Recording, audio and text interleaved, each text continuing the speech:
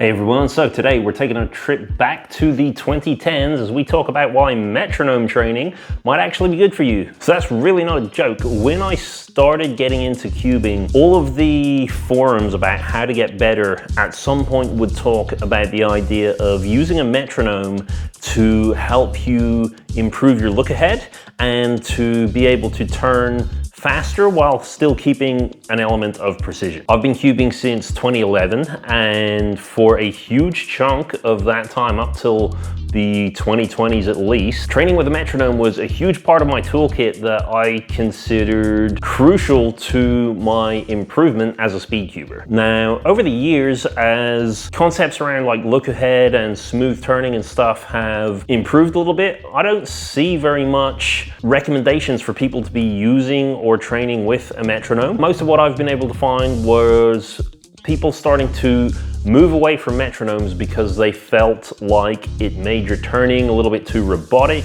and smooth turning is what we really want to be focusing on. I think in that regard, people see it as quite similar to metronomes for musicians. You know, if you spend all day, every day practicing with a metronome, you don't learn to play music with the same kind of fluidity and emotion that somebody else might. Being a musician myself for almost 30 years now, I can see how these comparisons with metronome training could lead you to believe that as a whole, metronomes are not very helpful when it comes to speed cubing. However, in my actual day job, I spend a lot of time working with athletes as well as injury rehabilitation clients, and we actually use metronomes all the time. And what's more, we use them not to create precise, rigid movements that look kind of robotic in nature, but actually to train the brain's internal timing centers so that they can coordinate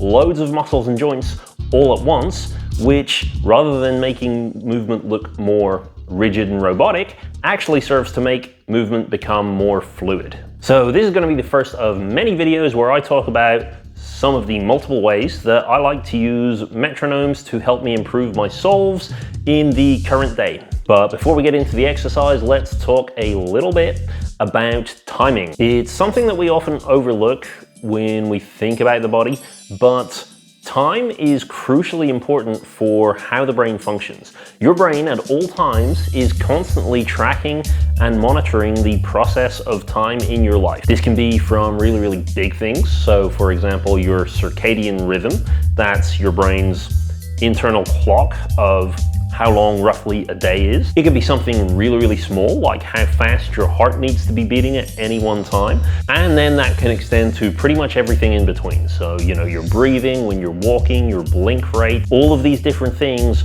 are gonna have some kind of timing associated with them, and your brain is tracking and monitoring that at all times. So when it comes to speed cubing, we're gonna be thinking about two specific parts of the brain. There's the cerebellum, which I've mentioned in a previous video, which is all about coordination. So when lots of things need to happen together and at the same time, the cerebellum is like the little integration system that ties everything together and provides feedback as to how well the operation is going in real time. And then we've got another part of the brain called the medulla, which deals with the time aspect itself. So it's going to be dealing with rhythms and rates, all kinds of timing and clock-like activity. And basically the idea here is that if we can take something that requires a great amount of coordination and assign essentially some kind of a time signature to it, it goes a long way towards helping the brain learn that skill by figuring out when each muscle should be firing, when each joint should be moving,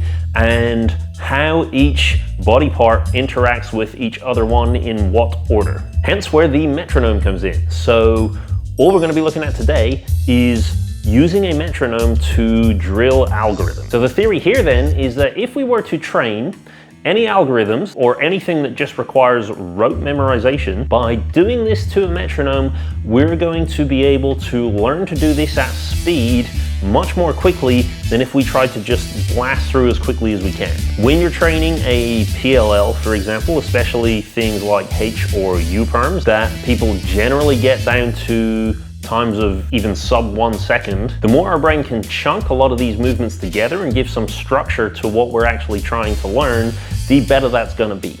So what exactly does that look like? In the past, when I've seen people promote metronome use, it's usually been around the idea of 1 turn per click or beat.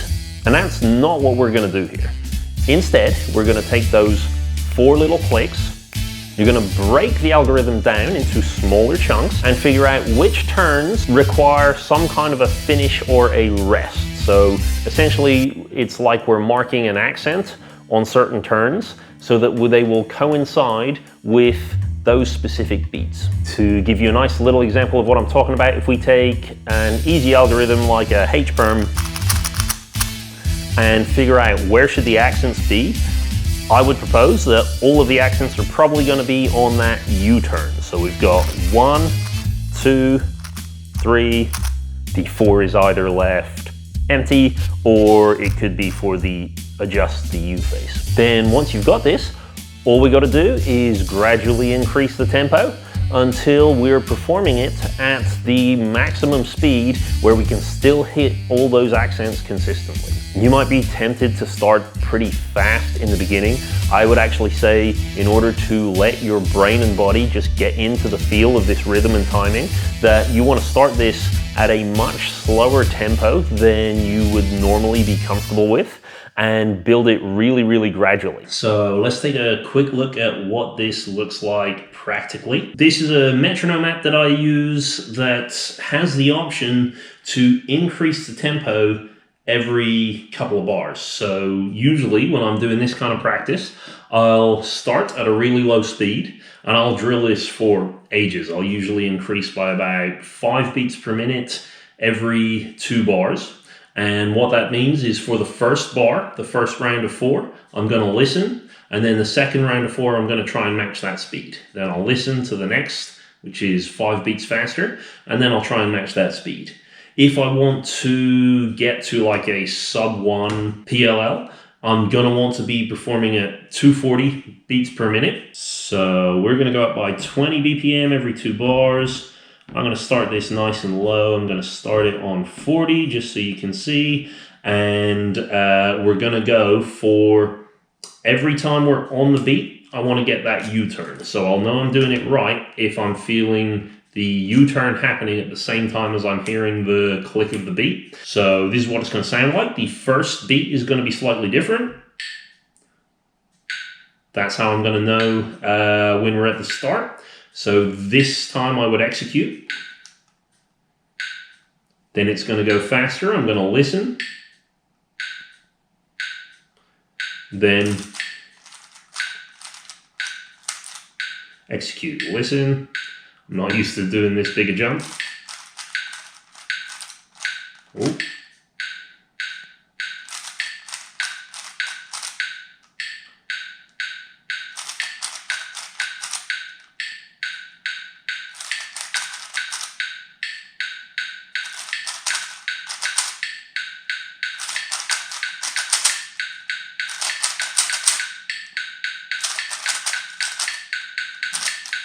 Okay, dropped out of that at the 240 mark.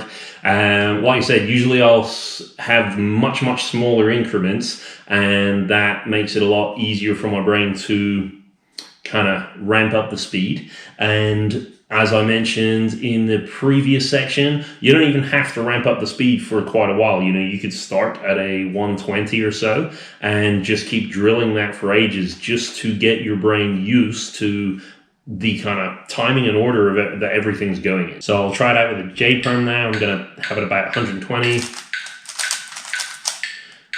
Just play around for a little while until you start feeling roughly what beats, what turns are hitting.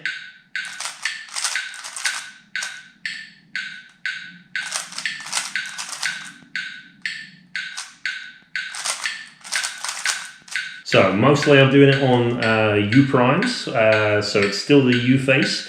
The first beat I'm doing on that little F prime with the J perm. Okay, and I'll try increasing the tempo. I'll drop it down to 10 this time. I haven't actually practiced this one. Let's see what happens.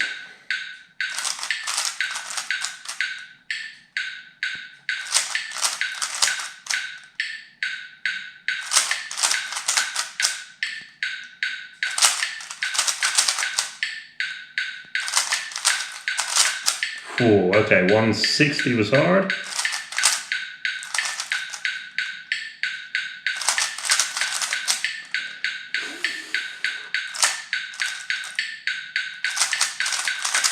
Yeah, okay, that's too fast for me, but again, I would definitely spend a lot more time drilling it at the slower pace than building it up.